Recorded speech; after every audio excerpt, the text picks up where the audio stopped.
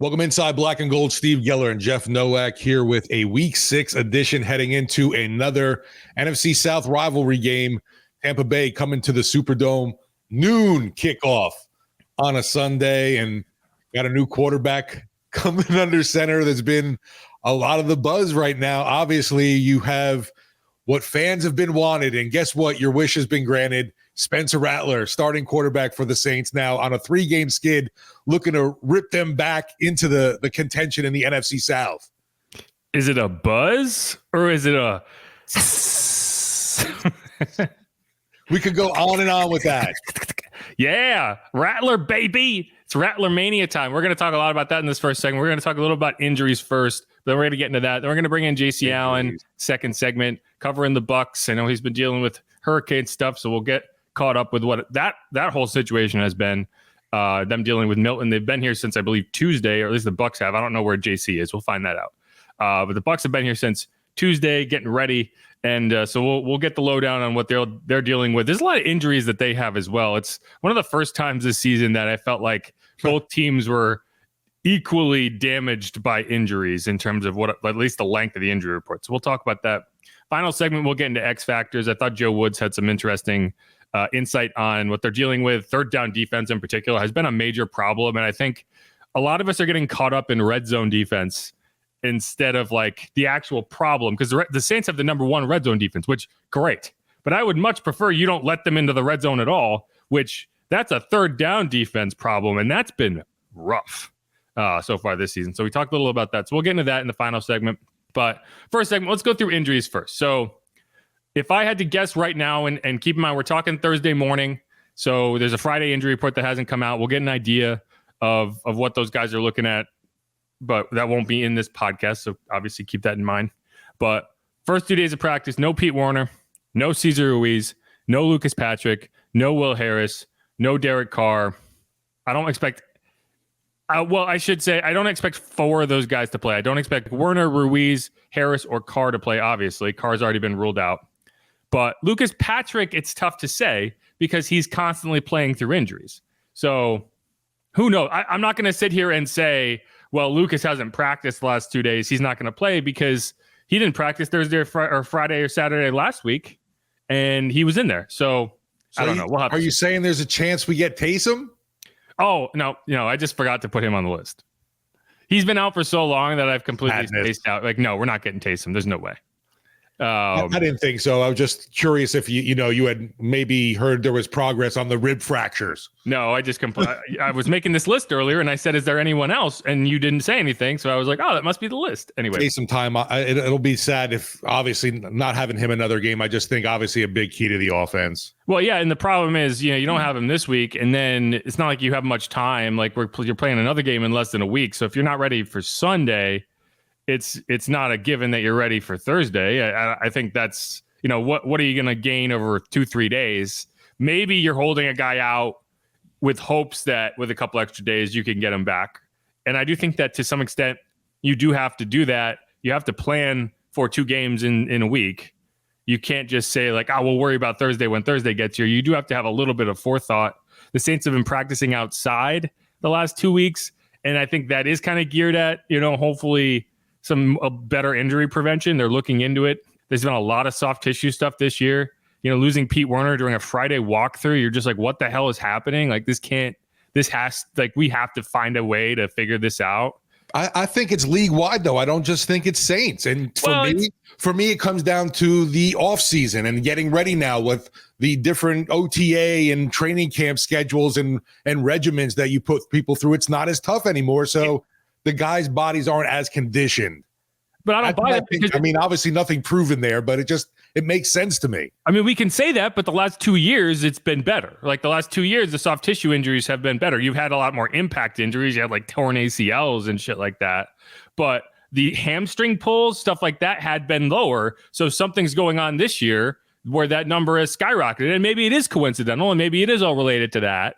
But this year, soft tissue injuries have been way higher for the Saints than they had been over the last 2 years. And that's significant because you've had the same plan over the last 2 years. You brought in Dr. Matt Ray, and generally speaking, you've had some success in the soft tissue injury department that has not translated to this year. So they're trying to find any connections, any links that maybe there aren't. Maybe it is all about the offseason program, but that doesn't explain why this year has been just a cluster relative, especially early in the year. Usually these crop up as the season goes on. No, we're in week 5, we're in week 6, and we're talking about guys like DeMario Davis, Pete Werner, like major key players missing games due to strains and pulls, and that's just a problem. That could be a job in the future we could create, soft tissue specialist. I think that's what they have that's literally what that team is there to do. They can't prevent a broken ankle, but they can prevent a hamstring pull. And I assure you, like, DA is going to put on a kind face and be like, yeah, Pete Werner got hurt on Friday and blah, blah, blah. I assure you, he's in the background, rip shit pissed. Like, how do you pull a hamstring during a walkthrough? How is that possible? What are you guys doing? Like, this is your job to make sure this kind of stuff doesn't happen. I guarantee you, he's like a duck, right? You know, the duck above water is all calm, and then underwater, the legs they're going a mile a minute. I assure you, that's how he is behind the scenes with the medical staff, because this can't fly. You can't win this way.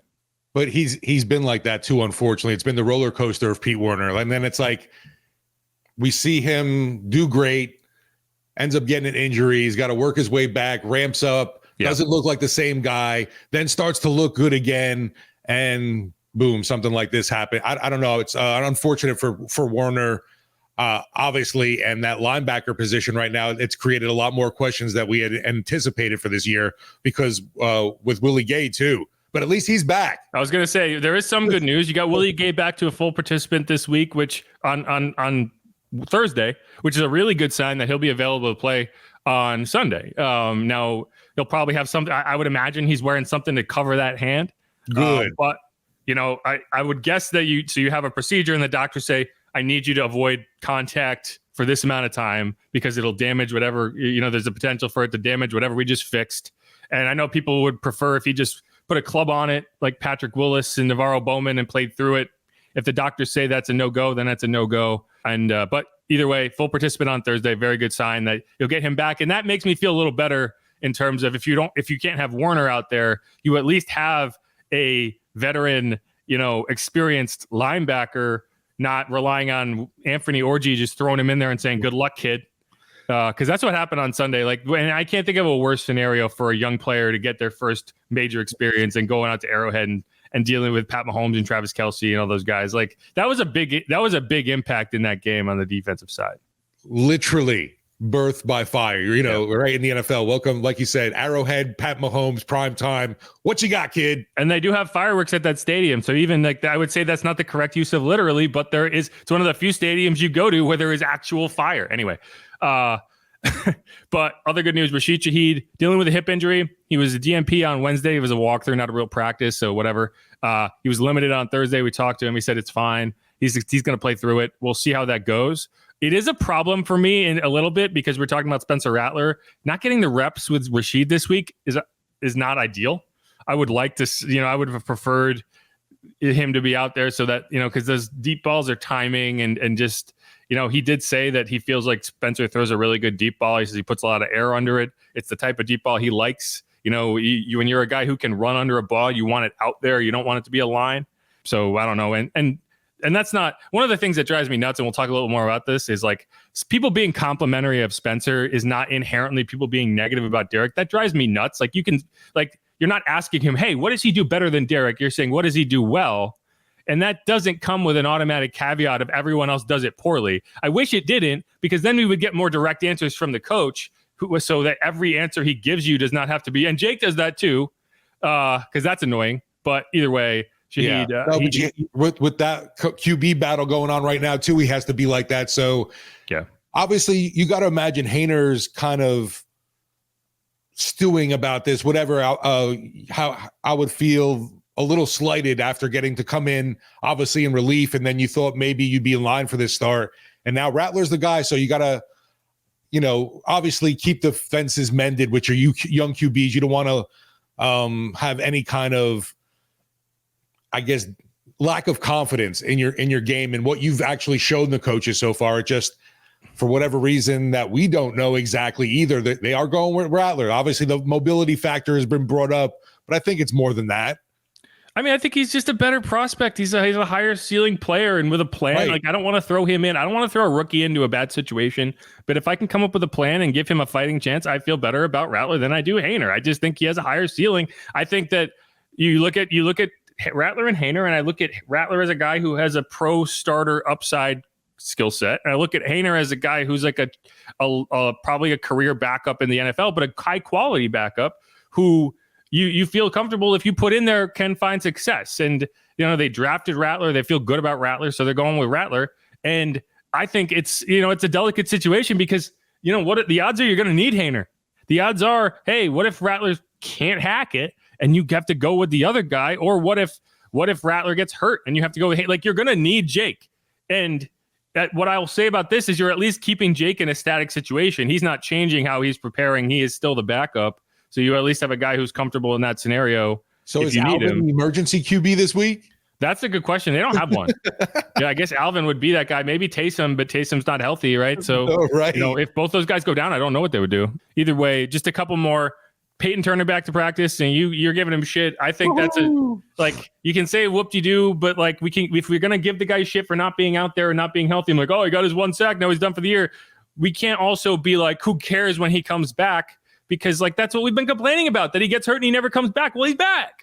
So give him credit. I think he's played well. He got a sack. He was the only guy with a pulse in that pass rush against the Falcons the other day. Remember, a couple weeks ago. Thursday. We don't know Friday status yet. Yeah, we'll see. He might be out, but either way, anytime he goes down with a knee injury, you're like, well, he's probably done for the year. So having him back at practice, that's a positive sign. He's been far more productive than Cam Jordan in the defense, so you should be happy about that. Because with him out, that's why Cam gets 45 snaps against the Chiefs, right? Because you don't have the numbers. Now, I'd love to see Foskey get more snaps, but hey, that seems impossible. Anyway.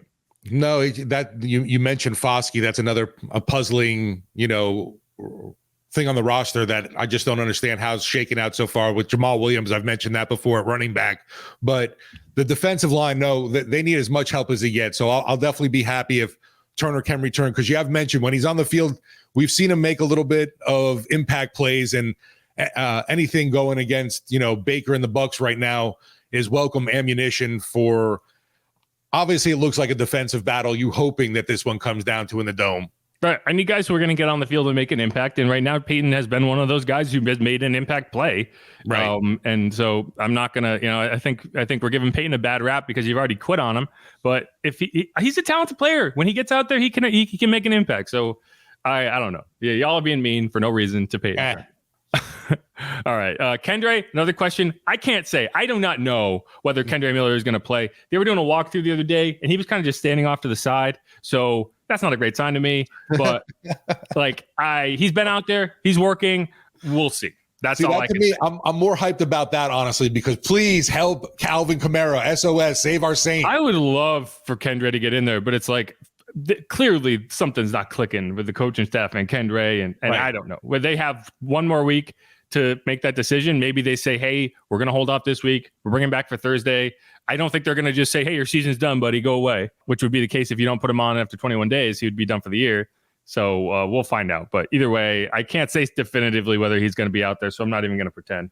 Let's practice, though. That's huge right now. Sure, practice, whatever. That's all he's done is practice. Let's shift gears and get into Spencer Rattler, because I thought Klint Kubiak, he was the most animated I've ever seen him. He's suddenly he's like a guy that's smiling and stuff, and I do think that's significant. It's his guy. I don't know. I think if you're a coach, if you're not excited about something like this, then you need to find another job, right? I do genuinely think you should be. This is the thing that coaches do. You coach.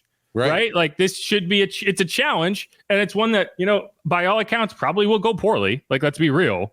You're putting a rookie into a situation that rookies struggle in. And this is a defense that's already teed off against two rookie quarterbacks. They beat Jaden Daniels. I say teed off. That's not really true.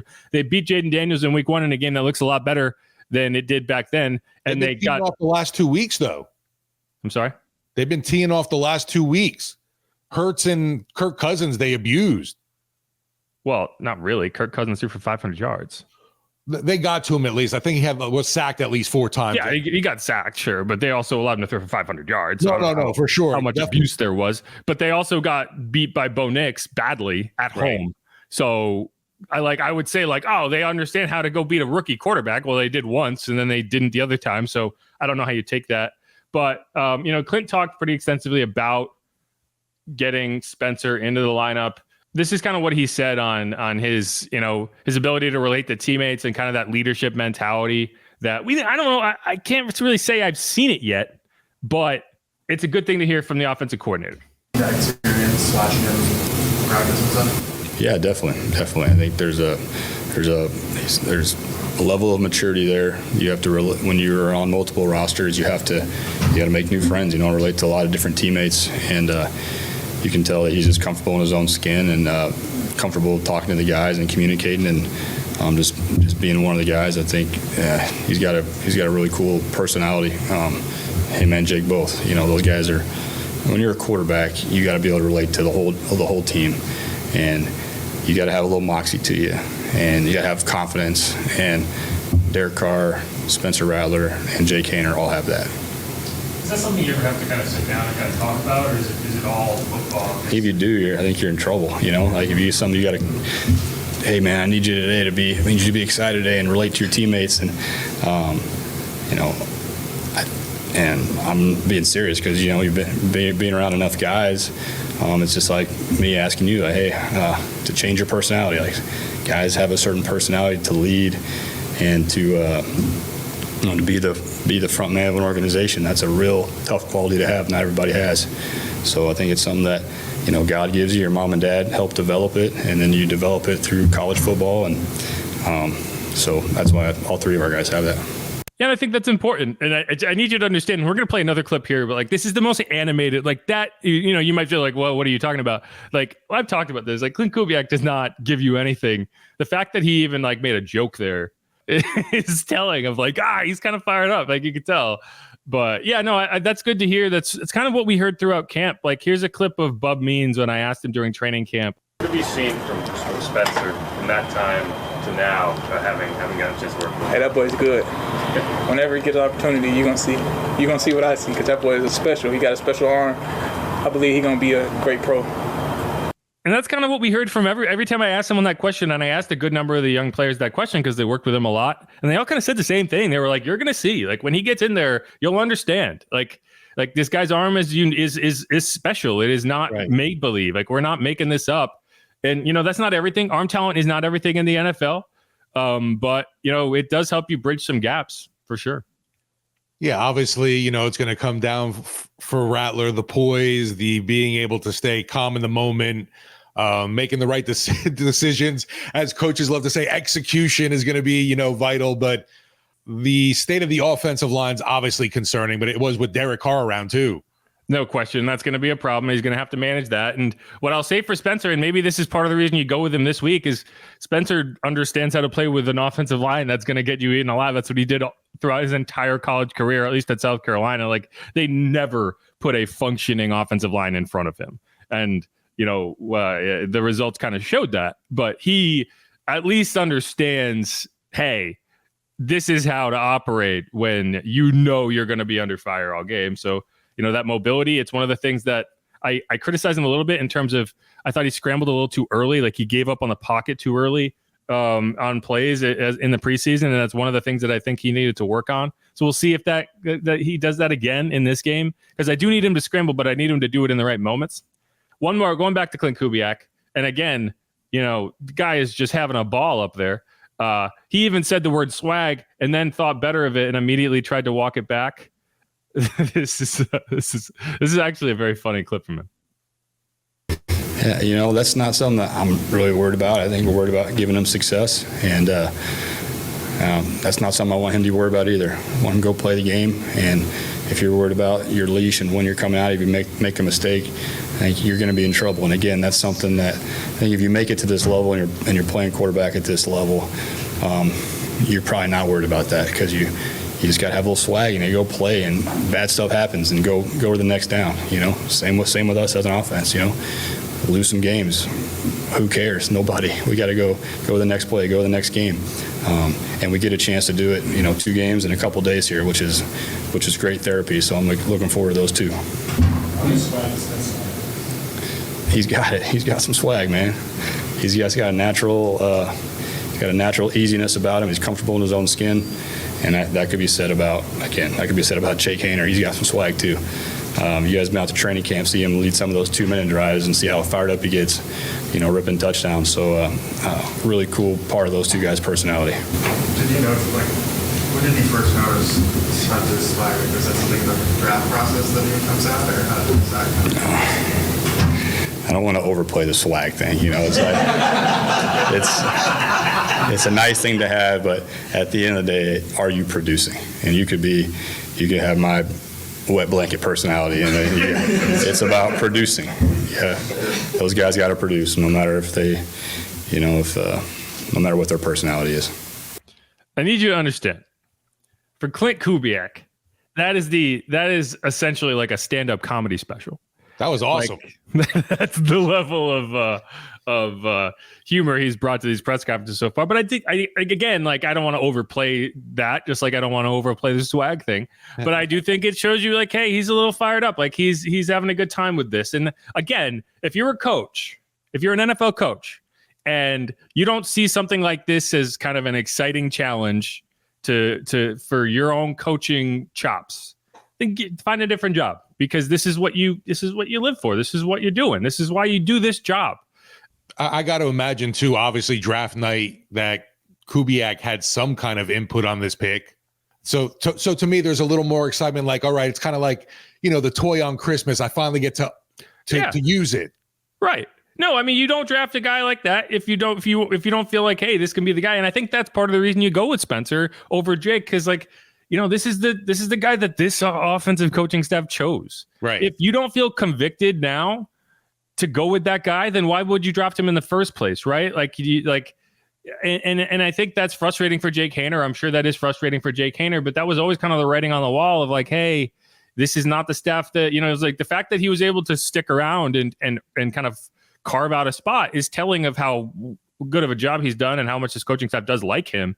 But they're really on the same plane. Everyone talks about, Jake's got the extra year, but not really. Yeah, not in this offense. And I think, right. But I think that extra year, and they will never admit this, but I think that extra year was helpful in the sense of hey, if we need to throw somebody into a terrible situation like they had to do last week against Kansas City, I'd much rather have Jake Haener here as a shield. Yeah. So that I don't have to expose the rookie quarterback that I actually think has a chance to be the starter down the road to that terrible situation where it's only going to undermine his confidence. What did Jake gain from that? Nothing. Jake gained nothing from that scenario. The Saints, just some snaps in an actual game.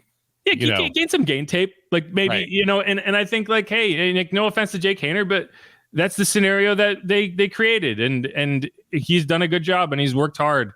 But this is Spencer's turn, and that's the only thing. When we hear from Klint, he keeps saying it's Spencer's turn this week, and that kind of makes me feel weird. Wait. Are we talking about trading off? What is this? But we'll see. Either way, and I think it's kind of a strange scenario because part of inside of I don't think this means Derek is losing his job, but if you do get to a scenario where Derek loses his job, that's not a bad thing because that means that Spencer showed up and balled out to the point that you're yeah, okay, he's going to stay in that job. So it's a weird spot to be in because you do want him to play that well, right? But you also don't want to screw over the guy who's been there and done the work. So it's a weird situation. This could get very awkward very fast. It's definitely going to be fun. I know fans are excited about it. And right now we need any kind of hope and happiness because the thing's been, the last 3 have been a big downturn from the initial start to the year. Yeah. And you got to keep afloat in the division standings in the NFC, blah, blah, blah. You can't start saying, it's still early in the year. It's going to go by quick. Yeah. And again, if it gets awkward, that's because it went really well. So it's that's kind of that's the problem you present yourself as a good problem, right? It's things have gone so well that suddenly we have to make this decision and who knows? And DA obviously, he was asked earlier in the week, hey, have you ever started a rookie quarterback before? He's yeah, Derek Carr. So it's interesting. But all right, let's wrap up this segment on Inside Black and Gold. We're going to come back with J.C. Allen. Give us the lowdown on the Bucs and what they are dealing with this week going into week 6. Again, I'm Jeff Nowak. He is Steve Geller. If you haven't subscribed yet, go ahead and do that. Why not? What else are you doing? Otherwise, stick around on Inside Black and Gold.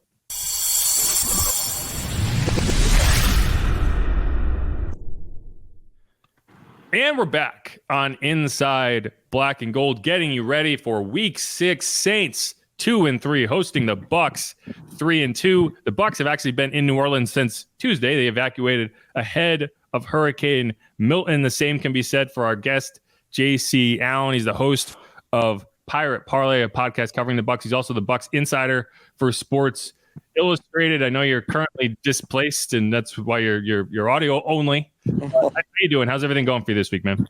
Good, man. We got out on Monday, so a little bit before the storm happened, and I just didn't want to risk it with my 2 little kids, so we brought them up here. We're up in Destin, and kind of made the most of it. Made a little beach vacation getaway, and hopefully, by the time we get home, we got power, running water, and not too much damage we're going back to. So, other than that, gearing up for game week.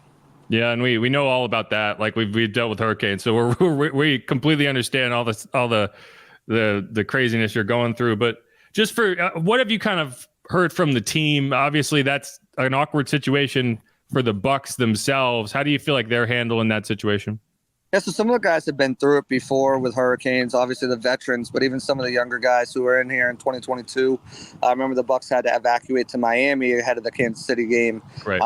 Before they came. So some guys are familiar with it, but a lot of the guys, they're taking the opportunity to kind of really just dive in, be around the team and the family, because they're really at the hotel and the practice field. That's it. So it's bringing the team closer, which is always good. They have this sense of urgency and sense of, everyone back home is dealing with this stuff. We kind of need to, we're playing it for a little bit more. We talked to Zion McCollum yesterday. He was pretty much like, it's a little bit easier for me because if I have a question, I just go bang on one of my coach's doors instead of having to text them or something like that. So, and Liam Cohen, the offensive coordinator, said, this is a time where, we're all together. Our families are here. We're bonding in a way that probably wouldn't have. A lot of teams go away for training camp and they kind of get that in, but when you're, displaced because of a hurricane and you got your dogs and your family and all that, it's a little bit different and it's a little bit stronger, I think, knowing that, hey, we don't know what we're going back to. We know what we have in front of us. We got to handle our business because it's not going to be good just for us, but it's going to bring a lot of hope and happiness to the city too. We saw the baseball stadium in Tampa. Any idea how Raymond James fared? Yeah, baseball stadium was ripped apart. Raymond James got flooded out, but they had a really good drainage system. It did look like a lake in there, Lake Raymond James, that people were calling it, which made it pretty accurate with the pirate ship there. But it should be drained out, I think, by the time they play next week against the Ravens on Monday Night Football. USF, the football team, did have a game scheduled to be there Friday night. They pushed it to Saturday night. Now they've moved it directly out of there to Orlando Camping World Stadium. So it should be good. But again, it's one of those things where you kind of have to assess the damage a little bit. Yeah, I mean, it's funny because in recent history, that's actually been a positive development for the Saints in terms of they had to go to TCU's facility ahead of week 1 in 2021, and then they went to Jacksonville to play the game and blew out the Packers 38-3, a team that then went to the NFC Championship that year. So there is something to be said for bonding as a team, and Sean Payton was always big on that, so and this is the type of situation why. So we'll see how it goes. But obviously through 5 weeks, been kind of a weird situation. The Bucs probably should be 4-1. That was a kind of a bizarre way to lose that game. They felt like they had it in hand.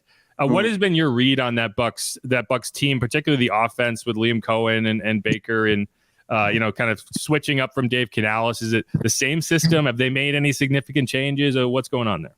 It's definitely a different system, same kind of principle, all coming from that McVay Shanahan kind of tree. I look at that. Dave Canales came from the Shane Waldron branch of the McVay branch, whereas Cohen is a direct branch off of that tree. So there's a lot of motion, a lot of movement, a lot of Guys kind of being moved around the line of scrimmage all over the place at the snap, before the snap. So, it's similar that way. A lot of 3 wide sets. Liam's brought a lot of pony, which is, 2 running backs, 21 personnel into the system. They've had a lot of success doing that. But as far as the Bucs, they're 3-2 right now, but I think they're the best kind of 3-2 you can be. They get that big win over Washington in week 1. They get that gritty, grinded out win over Detroit week 2. They get blown out in week 3 by the Broncos, who are starting to look like a pretty decent team. Week 4, they get another pretty good win against the Eagles. And then they lose on a last minute, whatever you want to call that, against the Falcons. So they've shown that they can win multiple different types of way. They've lost twice, 2 different types of way. So those are the things you take, lessons you learn from them. And they help you down the line. They build that camaraderie. They build that adversity. They build that toughness, mental toughness for a team. So, they probably should be 4-1 right now. If you're going to lose a game, you kind of Thursday night games are always the crazy games anyways, especially the way they lost. It kind of should light a fire under them and really kind of, like, as I said, it's a learning lesson for them. They've won and they've lost very different ways this season so far. So a lot to learn from, a lot to take forward and move on as the season continues. Yeah, what went wrong in that Broncos game? Because that seems to be like the kind of the black mark on this season so far. Is like what happened there? They just came out hot. They came out physical. They just kind of imposed their will from them. The Bucs weren't ready for it. It was one of the classic trap game, right? Broncos are 0-2. You're coming off a huge win over the Lions, and they just come out hot and keep going and don't slow down. But before you know it, you're down 2 scores. Your script is out the window. Your running game is out the window. They've got a very aggressive defense under Vance Joseph, who likes to send the pressure, and they can do so because they've got 2 really good cornerbacks in Riley Moss and Patrick Surtain. So that was a big part of it, and they tried to climb their way back, but they really couldn't find any rhythm on offense, and they were missing Vita Vea that week as well too, which was a big blow to them, their defense and the way they like to get pressure and obviously stop the run. You mentioned obviously that pressure's been dialed up the last 2 weeks. I know they had minuscule numbers to start the year, and then all of a sudden, back-to-back weeks, all of a sudden the Bucs piled up 10 sacks against the Eagles and the Falcons. What's been clicking for the pass rush? Yeah, I think Vita Vea. Right. It's the Lions' offensive line is one of the best in the league, and Vita Vea went out halfway through that game. He misses the Broncos game. He's back for the next 2, and it just creates so much more for everybody else. Right. The pressures have been there all season long. They're just really kind of going into that week 4 game. They only had 2 sacks against the Eagles, and obviously Sackapalooza the next 2 weeks. So Vita Vea has made a huge difference. It looks like Elijah Cansey's trending back. He'll probably be on a snap count, limited snap count basis.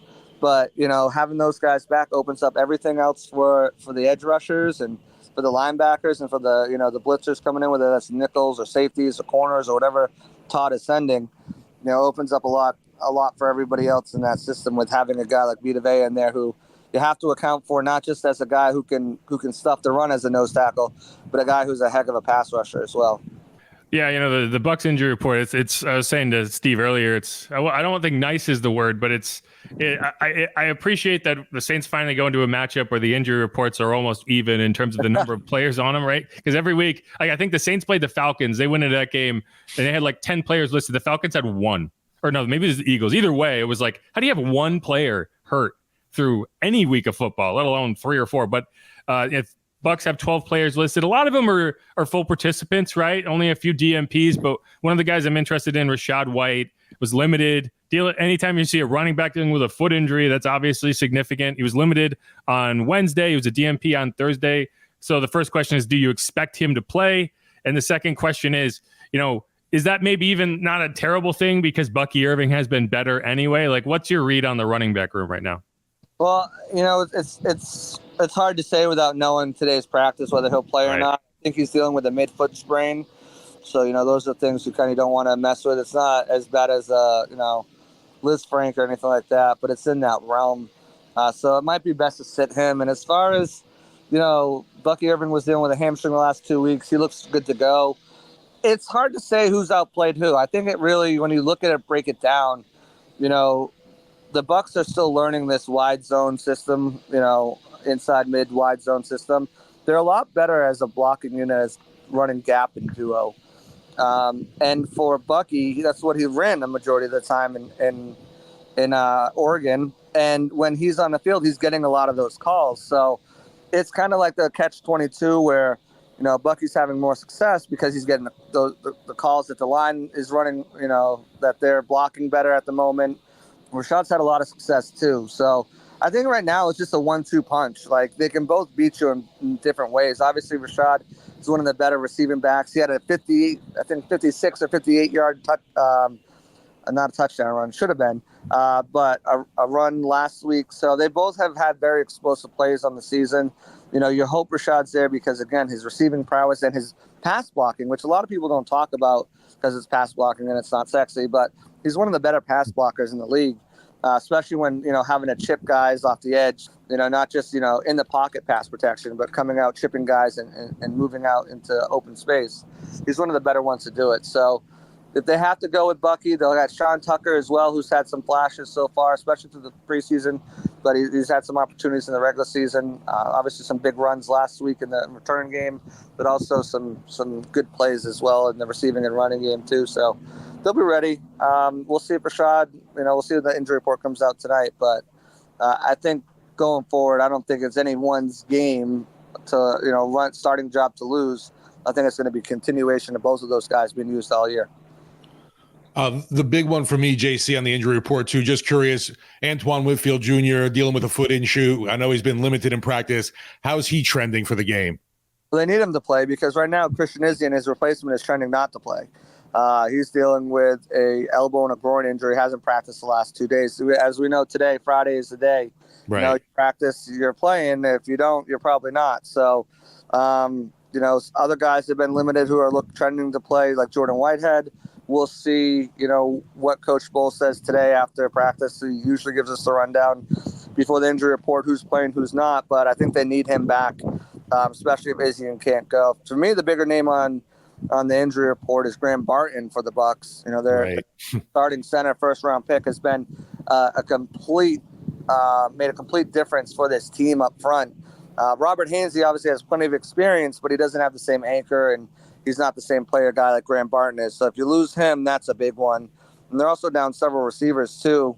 Jalen McMillan trying to work his way back from a hamstring, but with a wide receiver and a hammy, you never want to rush those things because they pop up so quickly if they're not 100% back there. But they're down Trey Palmer still with a concussion. They're down Cameron Johnson with an ankle. They've already lost a couple other guys. They got Sterling Shepard, Mike Evans, and Chris Godwin healthy. But after that, they're probably looking to bring in someone up from the practice squad just to kind of give them a fourth receiver healthy. So that's another thing to watch for them as well. So here's a stat for you that I don't even know what to make of it, but it is remarkable. If you go back, so 4 years, this last 4 years in this matchup, the road team has won 6 of 8 games. The road team. That makes no sense. But what do you think when you hear that? Because it's this inexplicable stat that's like, isn't there supposed to be a home field advantage in sport? Because it doesn't seem to exist in this series for whatever reason. Yeah, it's weird. I think the Bucs kind of got that monkey off their back in the playoffs, right? Having difficulty winning in New Orleans, and now they kind of feed off that crowd and feed off that pressure. Where otherwise, the Saints have had their way. Especially with Tom Brady was there in Raymond James. You remember that 9-0 game, and obviously the blowout where they only had 5 rushing attempts the entire game. So it's weird. It's not something you see normally, but any given Sunday, or Thursday or Monday if you want to get technical with it. But it's or later in the season Saturday too. Don't want to get Saturday, up in a tizzy, but. It certainly is a weird stat. I haven't seen that one yet. When you look at maybe somebody on this Bucs roster, offense or defense, for you that I guess doesn't get talked about enough and should be recognized, isn't getting all the headlines like Mike Evans and Chris Godwin are, or somebody on the defensive side. Just curious, who's really been that guy that's really made an impression this year for the Buccaneers squad all around? Well, I'll never not say Levante David. because for whatever reason, he does not get enough love or media recognition for what he does. He should be a first ballot Hall of Famer. We'll probably have to wait, which is crazy to me. But Zion McCollum has really balled out. He's one of the best cornerbacks in all of football per grading and per eyes, per just watch the tape. He's been absolutely explosive. You can really see the jump that he took. He's got all the right measurables you want: speed, size, wingspan, agility. His tackling has been dramatically improved since his rookie season. I don't think enough people are talking about him. He should be right now. He should be an All-Pro cornerback if the season ended right now. Certainly a Pro Bowler, but because of the Bucs playing this market, he's not getting enough love on offense. It's a shame he's out, but I think Luke Gedeke was about to have a really strong season to put him in the top 5 of right tackles in the NFL. Dealing with concussion now, trending to be out for what could be his 5th straight game. He's been really good. But Cade Otton, I'll go with Cade Otton. He's not the flashiest tight end. He's not going to put up the numbers like Kittle or Kelsey, right. But he does a lot of little things to make this offense go. His blocking in both pass game and run game has improved drastically, and he's been a big reason why the Bucs have had some success. And this is a big week for him. The Saints have struggled with against tight ends. Pete Werner is trending not to play with his hamstring injury. Right. So they need to find a way to get him involved, to get him some touches where he can maybe exploit that matchup. Same thing. Will Harris trending not to play too. So right. Safety and linebacker who's going to cover, not looking like they're going to play. I will give you a caveat. The Saints have struggled against tight ends unless they're named Kyle Pitts, in which case they're the best tight end defense in the NFL. I don't get it. But I also appreciate the Levante David, Demario Davis kind of matchup, even though they don't play against each other, like the middle linebacker matchup, because you'll say the exact same things about Levante that you'll say about Demario. They're both in their mid-30s. Neither one seems to be remotely close to losing a step, despite every indication feeling like they should. I have a great appreciation for Levante because he's just done it for so long, the same way Demario has. But all right, JC, very much appreciate your time. I know you're eager to get back to Tampa, see how everything fared out there. So appreciate you giving us a few minutes, and good luck with everything, man. Appreciate it. Yeah, absolutely. And one thing about them, Demario and Levante, same draft class as Luke Kuechly and Bobby Wagner. Another reason why they don't get enough love. But I appreciate you guys having me on as always, and we'll talk. And good luck this Sunday. Sounds good, man. Appreciate it. Later, guys. All right. Thanks again to JC Allen for giving us some time there. Again, he's the host of the Pirate Parlay podcast. If you want to check out some more Bucs content, I'm sure they have some preview action going on. If you want to maybe complain about whatever takes they have, if you don't think they're accurate or whatever you got to do. And then he's also the Bucs insider for Sports Illustrated. Again, that entire area is dealing with Milton. We all know what that's like. It's not fun. But at the same time, football kind of becomes that, healing moment of like, hey, everything sucks, but we can all take a couple hours, sit down and watch a football game, and you forget all of the shit that's been going on for 3 hours, and it's kind of that escape. So I imagine that area is really excited for this game on Sunday. Yeah, definitely. Obviously, always we appreciate everybody's time, but with his situation. Yeah. Really solid coming through, giving us a Bucs preview. And I think you're right. There's kind of that effect of, let me get my head out of thinking about the yard or what's going on with the power or, oh my gosh, what's going on with the fence. And now got to get somebody to come fix it. And all right, I'm just going to talk ball for a little, like everything's normal. We've been there, done that, and definitely appreciate it. Yeah. I think that was the case when we were in Jacksonville. It was like everything was terrible. No one has power. But hey, we get to watch a football game. We'll find a way. We'll listen to it on the radio, whatever you got to do. But yeah, we'll see. And I hope that the Bucs do not handle this as well as the Saints have. Just be real. I hope we get a distracted football team because the Saints desperately need to win a game. I hope they've been sneaking out and partying on bourbon every night. Yeah, I hope so too. I really do.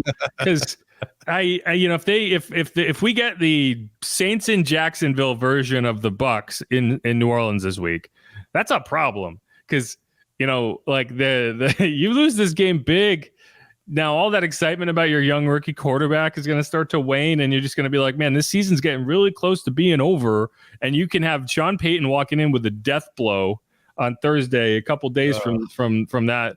That's a bad situation. So I don't know. It's hard to see a win in this game for the Saints just because of the scenario, just because of the situation. But man, you really need one.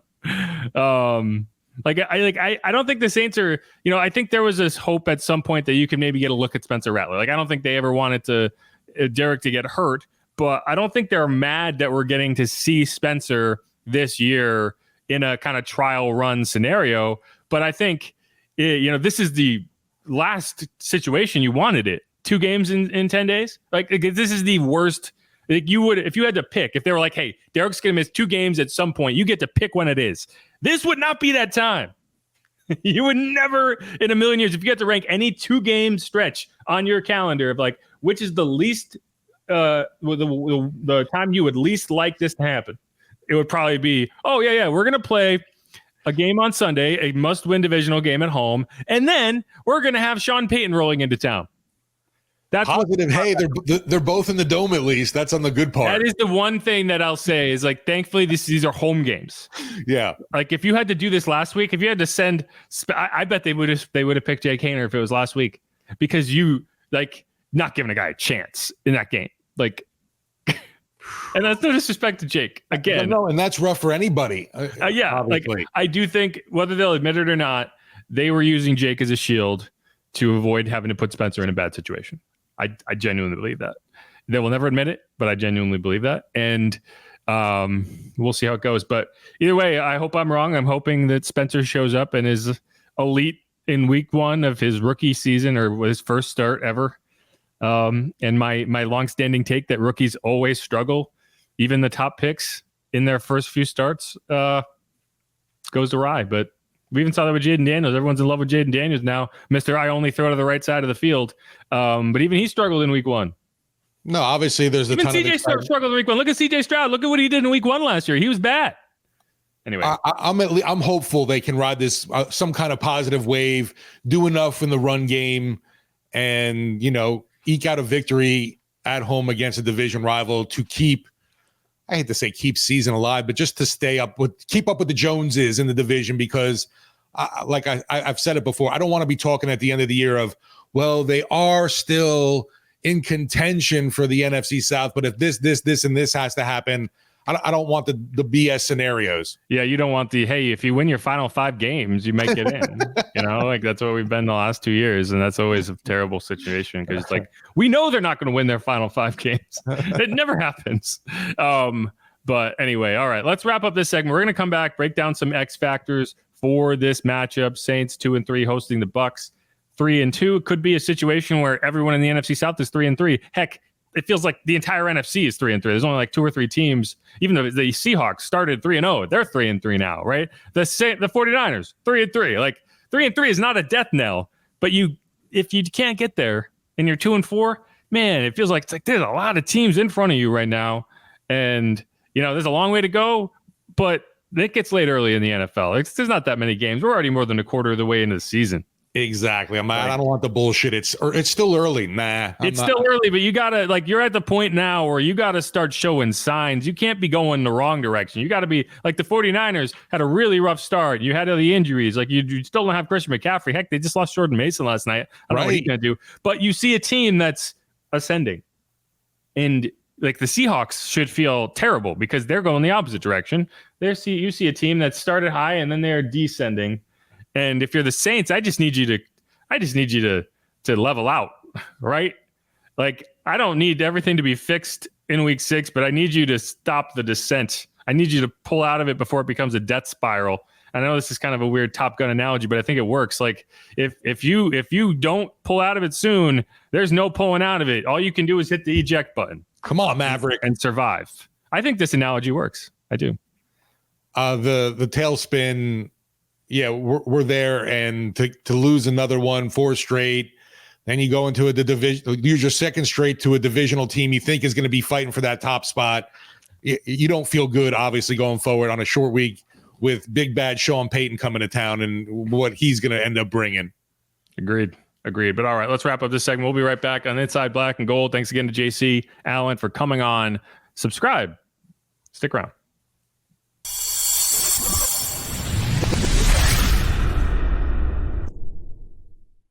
And we're back on Inside Black and Gold. I'm Jeff Nowak. He is Steve Geller.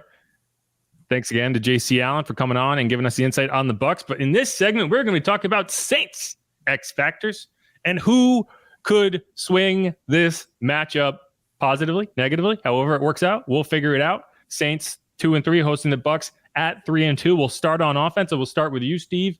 Give me your offensive X factor for this game, and it's not allowed to be, I hope Spencer Rattler's good. That's too obvious. You got to be more creative than that. Well, I was going to say that I thought you were going to go with this guy because it seems obvious to me too. With Alvin Kamara, really need to lean on him a ton, and I know he's dealing with a slew of injuries from hip to ribs to hand, but you know the superstar is needed to be that guy in this game because I can't imagine things are going to be too easy. For Spencer in the passing game, I figure they're going to be coming for him a lot. And if Alvin can at least alleviate some of that pressure, maybe it can make things a lot easier for this team to play that tight defensive battle and, you know, just grind out maybe that victory on the ground. And obviously, I think Alvin needs help too, though. I mean, and no Taysom kind of scares me. And I'd always pick Taysom as my X factor in the game, but I also need Jamal / Kendry to give a little push, a little assist to Alvin there, so he doesn't have to do it all. Yeah, no, I don't even know if I put it all on Alvin. I just say, hey, we got to be able to run the ball. I don't care how we do it, right? I don't care if it's read option. I don't care if it's Spencer running the ball. Like, I need to be able to generate positive yards on the ground, right? And I'm curious, we haven't talked to Spencer yet. I should have mentioned that at the top. They're going to make Spencer available on Friday, which is great. We'll talk to him. We'll get a lot of good information for the game. As a sideline reporter, that's going to be a very valuable interview for me, but not really doing us any good on this podcast. So we're kind of stuck with what we have. But no, I mean, you saw it in week 3 against the Eagles. You saw it in week 5 against KC. When you can't run the ball and you allow that defense to tee off on you, especially with an undermanned offensive line like we know they will have again, you're not giving yourself much of a chance. Like, you're allowing guys like Vita Vea to just be like, I don't even have to worry about the run. I'm just going after that young QB back there, and I'm going to make his life hell. It's not a good scenario for you. You got to be able to run the ball. You got to be able to fight. And you got to be committed to it. Like, it's, you know, it doesn't even always have to be perfect. Like, you're going to have negative runs. Like, you're going to have runs that don't work, but you can't just get away from it.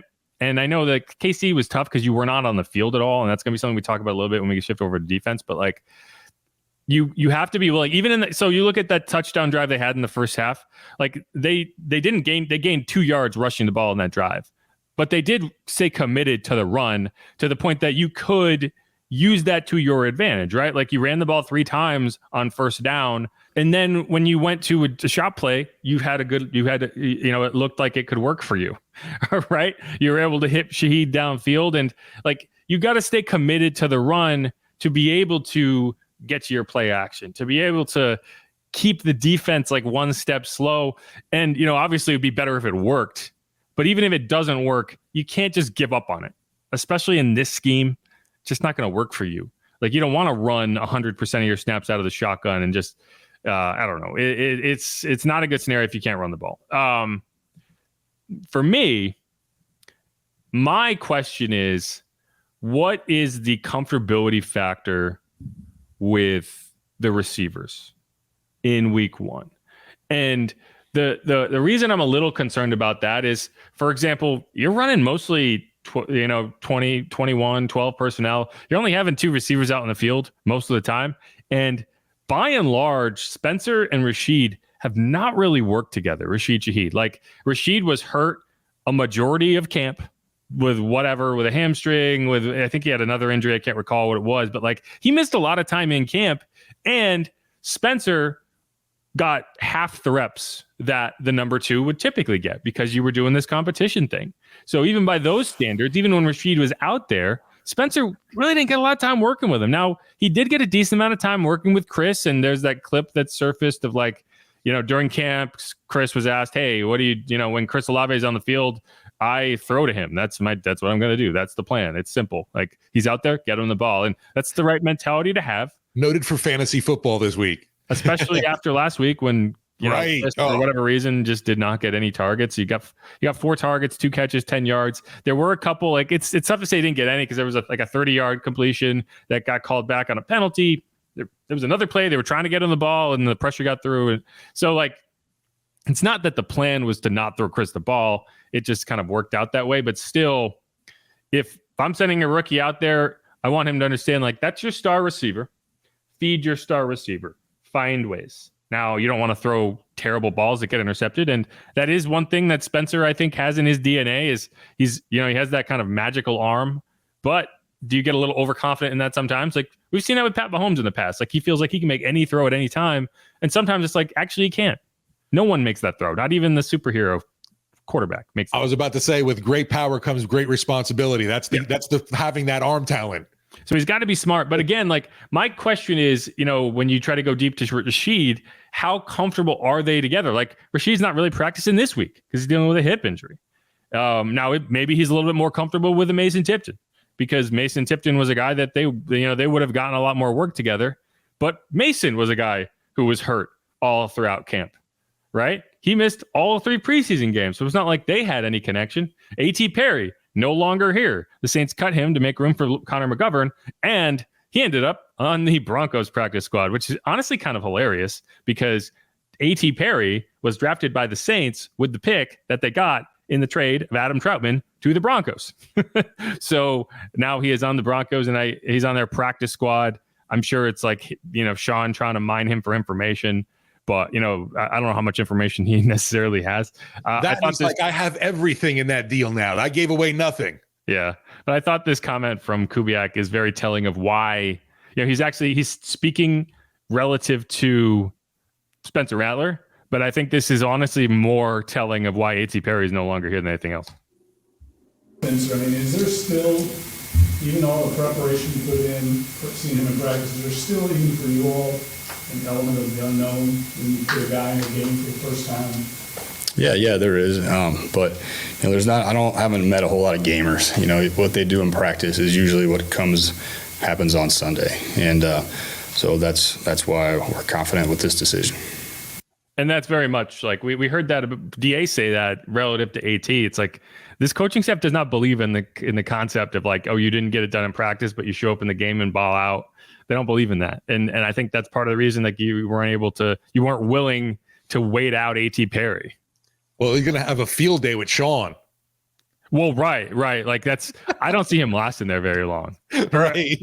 Or at least I don't see him getting promoted to the active roster at all. Maybe. No, at least when Marquez went over there, Marquez worked. He was a good player, good attitude, and try hard. And no, that's not going to cut it with Sean if A.T. Perry's like, nah, I'll just show you what I got in game time, coach. Yeah, especially when you're a practice squad player. But Sean has always been like, hey, if you're 6'5" and I feel like you have athleticism, I'll give you a shot. Like Lil Jordan Humphrey survived forever. Traquan Smith was here. He was always a big guy who never really produced the way, not big, but like, a good blocking wide receiver more so than anything else. Juwan Johnson, he's here because Sean brought him in. So, he's always been the guy. Brandon Coleman comes to mind, like guys who were just big. Like he wants them anyway, but that's kind of it. Like Spencer is going into this game as a rookie in his first career start. And I don't believe that he has had the amount of snaps with the players he will be playing with that I would like to see even this week, right? You only got 2 practices instead of 1 because it's a short week. Next week's going to be the same thing. So like, if he looks like he's not on the same page as the receivers a lot of the time, that's what I'm going to point to is like the time on task isn't there. And there's nothing you can do about that now, but I just think that's an X factor. If that becomes an issue, if you're trying to run choice routes and Spencer's thinking one thing and the receivers thinking something else, and you miss a key third down because of that, that's why I'm picking that. Yeah. And with the offense too, I'm hoping that is the case. What you mentioned, that clip of, Spencer Rattler saying, I throw it to Olave. We talked about bad beats and just, 1 stinking point in fantasy football because Chris Olave was my flex player and did nada. in Sorry Monday about Night that. Football. So I'm still stewing about that. I'm just saying. I don't feel bad for you because I had Blake Grupe and I lost by 4/100ths of a point on a missed PAT. But either way, here's Rashid talking about Spencer before we move on. I think it's some interesting comments here.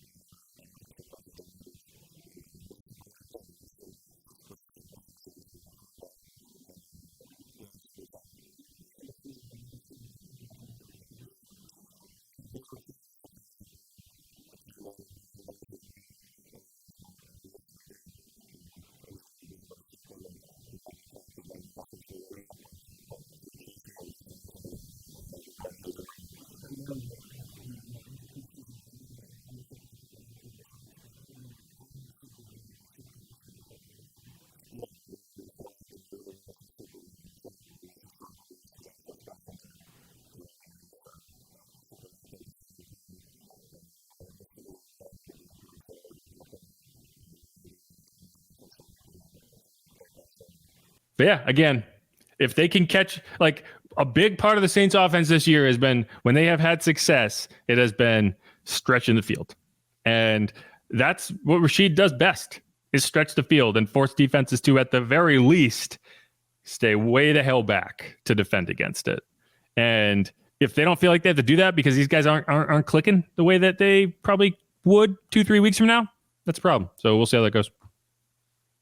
No, I mean, there's so much that is anticipated to see now how things shake out.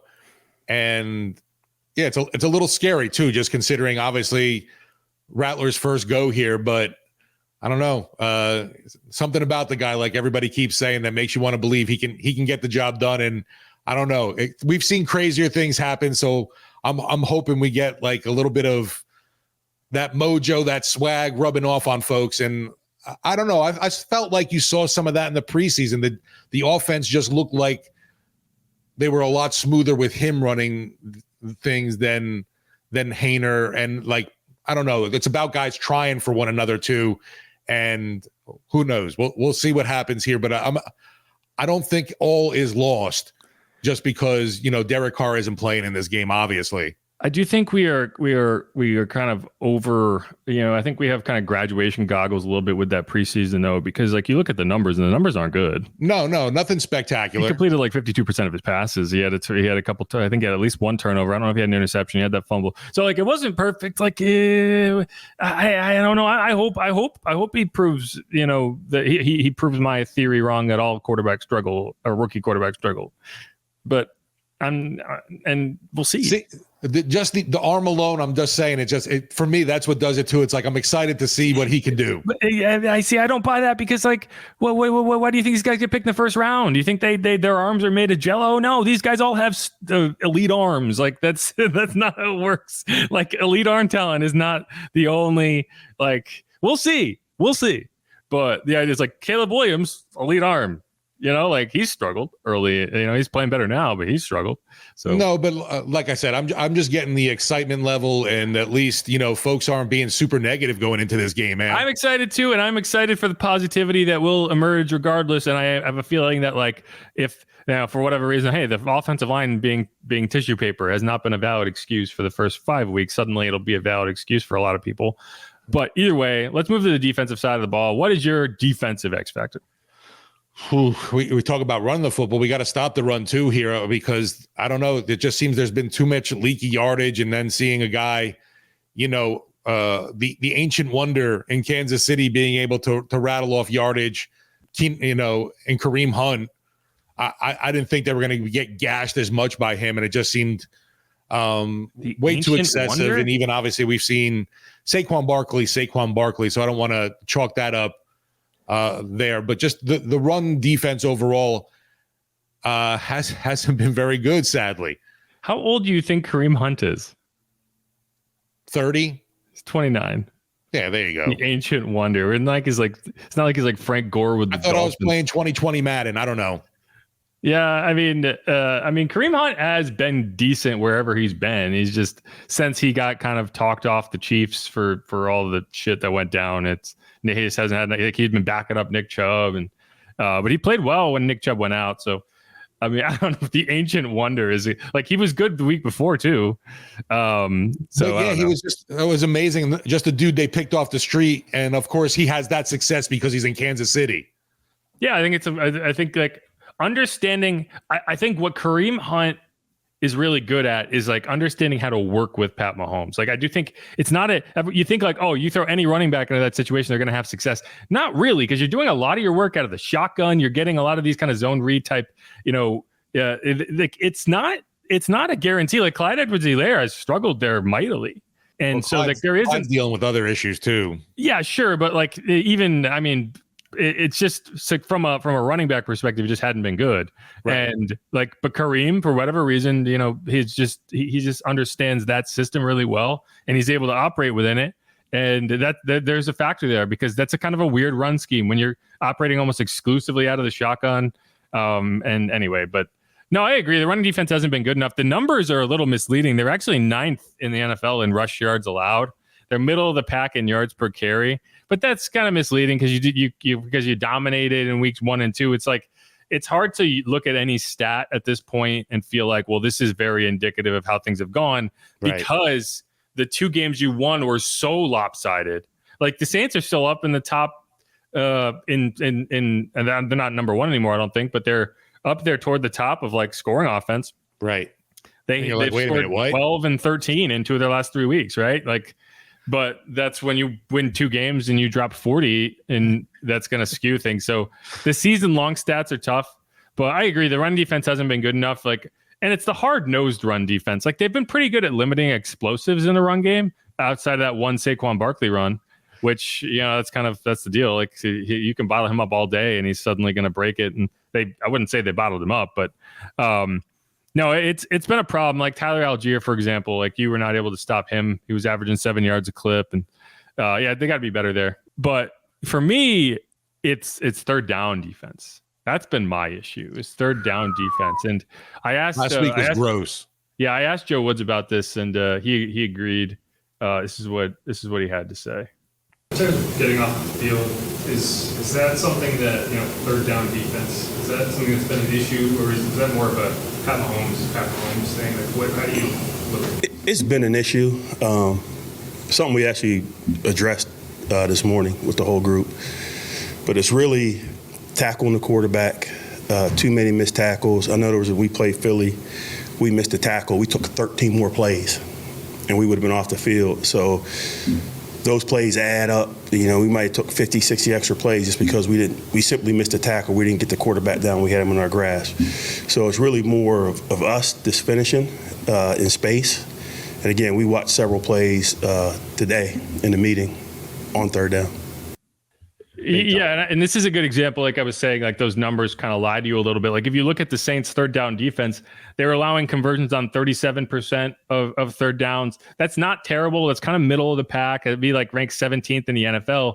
But again, remember, they flat out dominated in the first 2 weeks of the season. And so if you just kind of pair it out by the last 3 weeks, which obviously that's a 3-game losing streak, and that's what we're more worried about. Like we can't judge like, well, they dominated the Panthers and the Cowboys, so we don't really care about what happened the last 3 weeks. No, you've been struggling the last 3 weeks, and that number has gone up to 41%, which ranks 23rd in the NFL. And it might not sound like a lot, but when you're playing these close games, that's a big difference. It's the difference between getting off the field in 3 plays versus like Joe Wood said, 16 plays.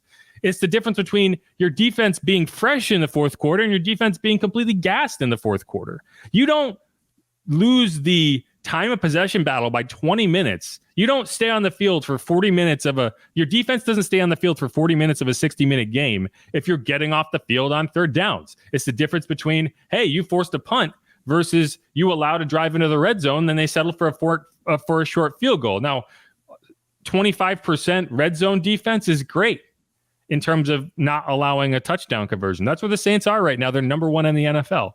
But they've also allowed a ton of drives into the red zone, and that's not good either, because you got to find ways to get off the field, and that's a problem to me. Last year, third down conversion percentage, 34.5%.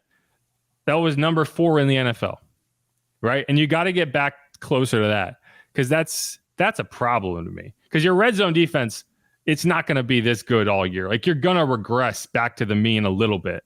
And like last year, they were 51%, and that was pretty solid. You know, it was top half of the NFL at 51%. So 25% is like an unheard of number that is almost certainly not going to hold up. If you continue to allow red zone drives at this rate, you're not going to win a lot of football games. Like the Chiefs, 2 for 7 in the red zone. Don't expect that every week, right? If they scored one more red zone touchdown, which they probably should have, if not for that kind of crazy Colin Saunders interception, that game looks a lot different. So, like, you got to be better getting off. Like, you got to force more punts. You got to force more punts, right? They've not faced enough punts yet. The thing in this game, too, calling on you, Marshawn, got to shut down Evans, keep him out the end zone. He's got 99 receiving TDs on the career. You know he wants to get number 100 in New Orleans. Yeah, I mean, the thing is, Marshawn's been playing really well. And I don't know. It's tough because, like, I'd have to go back and watch every Marshawn rep to feel like, okay, is he actually winning this much, or are quarterbacks just way more comfortable throwing at Paulson Adebo than they should be? And because they are, they're just like, why would I bother testing Marshawn? I don't have to. Because I think he's faced, like, I can't remember. It's like single digits number of times he's been targeted in coverage this year. So, I mean, you played 5 games, so you're averaging less than 2 targets per game at Marshawn. But teams are throwing it, and they're having success. So locking down that one guy has not been good enough. And I almost wonder if you start traveling, they've been playing sides mainly. But against Mike Evans, I feel like, I want to take Mike Evans away. I want to find a way to take him away. But Baker has been pretty consistent about, like, you can travel with him. I'm still going to throw to Mike Evans. And the problem is, obviously, I don't think that gets talked about enough. The combo of Evans and Godwin is really lethal. I think it gets talked about quite a bit, actually. Like, I don't know. I think that's like, when people are talking about receiver duos in the NFL. I don't know. I don't feel like the Bucs get talked about. Yeah, it's fair. I think the NFC South gets ignored, kind of generally speaking. Maybe that's it, right? I don't know if it's so much of, like, more so than the division itself is kind of an afterthought, even though it's, I think, pretty good division this year. But no, I mean, you're probably right. You probably hear Tyreek Hill, Jalen Waddle get talked about a lot more. I'm trying to think of another wide receiver duo that gets talked about a lot. Well, for a while, obviously Ayuk and Debo. Yeah, that's a good one. Houston, you got all those receivers. I don't even know which one. I don't know if Chase and Higgins, you'd put them together. Yeah, that's a good one. Yeah, Jamar Chase and T. Higgins is one that gets talked about. You're probably right. I mean, in terms of, like, and it's because you don't talk about either one as, like, a top 5 receiver. Right. But they are both probably top 15 receivers. And Mike Evans is like, he's just casually just like, I'm going to get 1,000 yards every year. I never will not. I will always get 1,000 yards, even if it's only by 1. He had a season where he got 1,001 yard, but that counts. Well, we never want him to score, and definitely not this week to get number 100 career TD. Yeah, he's actually got his lowest yards per reception total. I mean, obviously that could change throughout the course of the season, but if you look at, like, season long yards per reception total in his career, he has never averaged the number he's averaging lower this year than and now I'm going to look that up because it would be weird if I just didn't have the stat.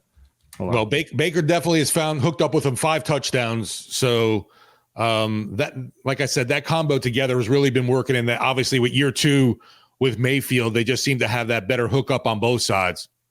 Yeah, the touchdown numbers have been there, and they were last year too. He had 13 touchdowns, but his yards per reception is 12 yards this year. The lowest he's had in any season in his career was 13.8. So he's definitely doing a little bit more work closer to the line of scrimmage. You haven't maybe seen as many downfield receptions. Like, you haven't seen those bomb plays that maybe he's been used to having. But either way, he's still got 23 catches, 276 yards, and 5 touchdowns, 18 first downs. So I think maybe he's turned into more of a move the sticks receiver this year. than he might have in the past. And part of that's probably Chris Godwin is a little bit more involved this year than he was last year in terms of Baker's usage of him. Chris Godwin has been a monster. Chris Godwin, what are his numbers right now?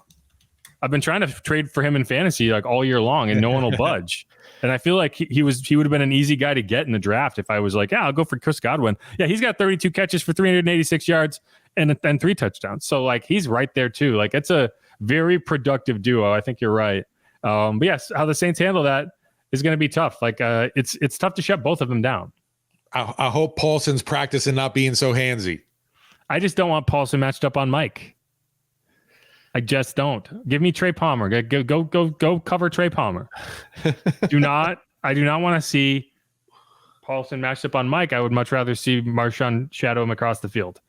Well, even the deep shot to Godwin, you don't want Paulson there either. You're worried about him, being draped on him. Yeah, I mean it's tough because it's like you're talking about one play a game that it's like, okay, there's a penalty. But I think like from a coverage perspective, he's in good position. No, I know. And it's more about, hey, like I'm more worried about the safeties this week than I am about the corners. Because like, is Jonathan Abram? Like, is that the guy you're going with? Kool-Aid maybe? Like you saw Kool-Aid get some work in sub packages last week at the safety spot, and it's just not a natural position for him. So that's tough. But either way, we'll have to see. That's going to be an interesting question: is how they handle the loss of Will Harris. Because I don't think Will Harris. I'd be surprised if he doesn't land on IR, and maybe you bring in somebody else, but. That's a problem for me. I'm not sure how they're going to deal with that.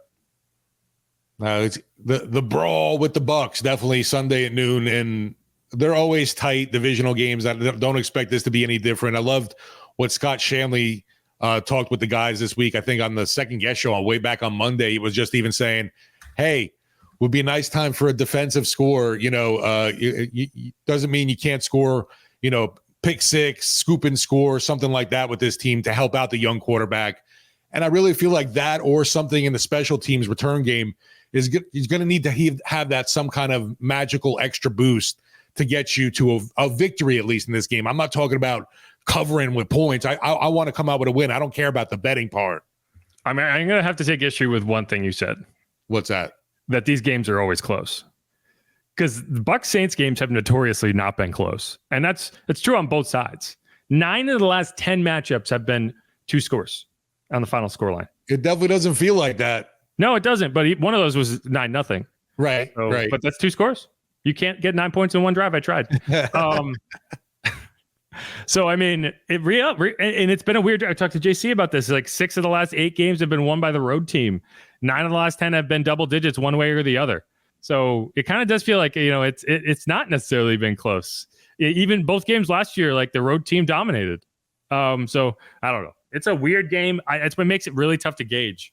But the Saints, that early game last year against the Bucs was just total. The Saints couldn't do anything right. Yeah, I don't think Derek should have been playing. It was right after that separated shoulder that he had, and Adam Prentice fumbles at the goal line. The wrong goal line. Similarities to last year. Obviously, Derek is hurt now and not being able to play in this game. Yeah, and I think that's the right call. And I do wonder if you left it up to Derek, if he would have tried.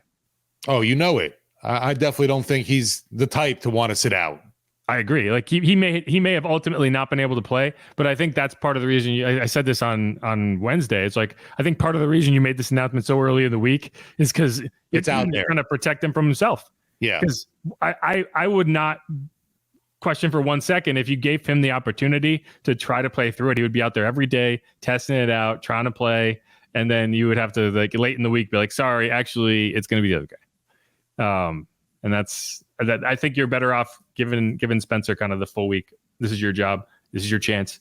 Go make something of it. Spencer. And what I will say, that building, I have a feeling that building's going to be hot. And if he gets off to a good start, leads a touchdown drive early in the game, I think there's going to be a lot of energy, and maybe you can ride that wave. And maybe the Bucs kind of get overwhelmed by it. I don't know, but I'm ready for a reignition of some black and gold juice, because I was definitely feeling great about things after 2 weeks, and I didn't expect this much of a downfall, honestly. I knew there were tough games, but I didn't think they were going to crap the bed against the Eagles and Falcons, honestly.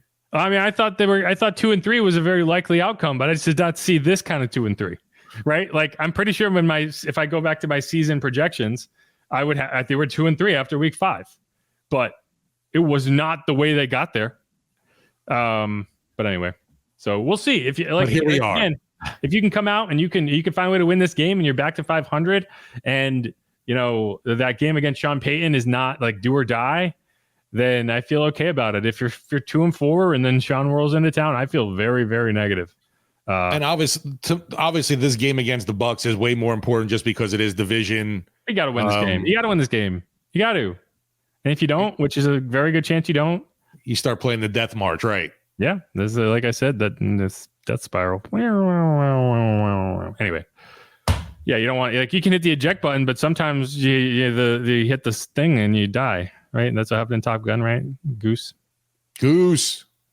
All right. Rattler Mania coming at you on Sunday. Thanks, everyone. We're going to wrap this pod up. I'm Jeff Nowak. He is Steve Geller. Getting ready. Saints 2-3 hosting the Bucs at 3-2. It's Rattler time, baby. The Superdome snake pit awaits. I hope some people bring some like rattles, like maracas. I don't think that's allowed, though. I thought about that, saying that too, but I was like, I don't want to encourage that. Then it's like against, Superdome policy or NFL policy. Would it be? Is it? Why would it be? I don't think you can bring artificial noisemakers in. Is that? I don't think that counts. It's not loud enough. It's like not like it's a cowbell. You could just get a cup and then put like something in it and shake it. Yeah, I don't think I would make the right noise. Anyway, all right, let's do this. Thanks everyone for listening. Thanks again to JC Allen for coming on. Let's see what happens. We'll be in the dome early. Check it out, 8 a.m. First take. The pregame show to the pregame show, and then you'll be on with Bobby the rest of the day. I'll be on the sideline. Hopefully, it'll be a more fun sideline. Hopefully, it'll be more like a week 1 sideline than a week 3 sideline. Cheers to that for sure. Yeah. But all right, who dat? Go Saints. Be easy, y'all. Who dat?